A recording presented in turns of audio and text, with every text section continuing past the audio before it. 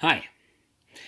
I'd like to tell you a little bit about our Mindexcite project to give you an idea of what is expected of you during the next couple of, 3 or 4 weeks actually.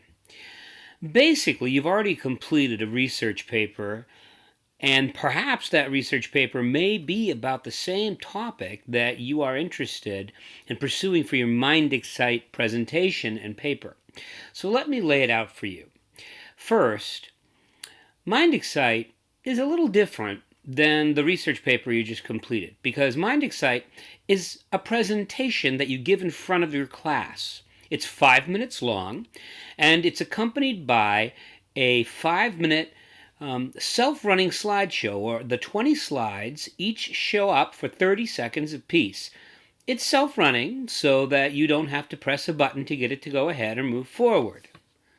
What's really interesting is that it's not just to educate your audience, but it's to edutain them, which is a term that I've heard, I didn't make it up, I wish I did, that talks about telling people something and informing them in an interesting and educational way that's also entertaining.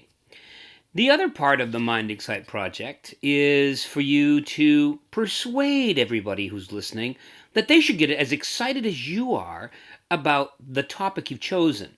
So for instance, maybe you really like raising chickens in the city. We had a child do that a long time ago, a couple years ago, and that was pretty good.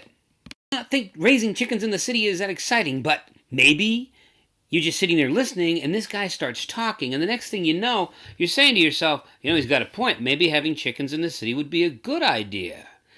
Well, however that works out for you, this has to be something that you're passionate about.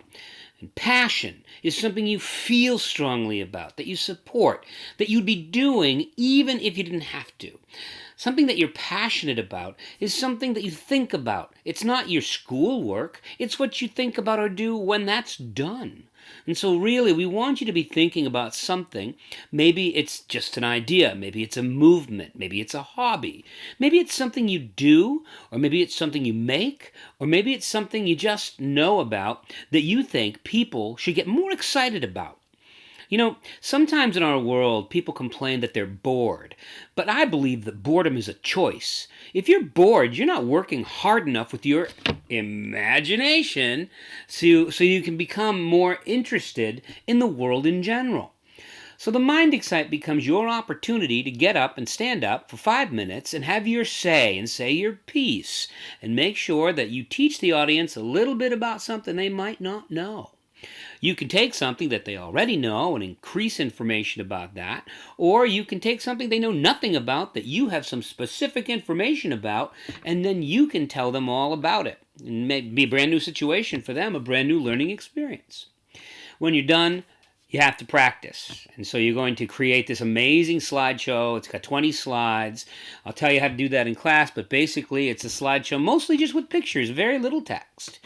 And then when it gets time for you to stand up and speak, you'll have a microphone, but you'll be standing off to the side, in the classroom only, presenting, and everyone will be looking at your slides while you're on the side talking.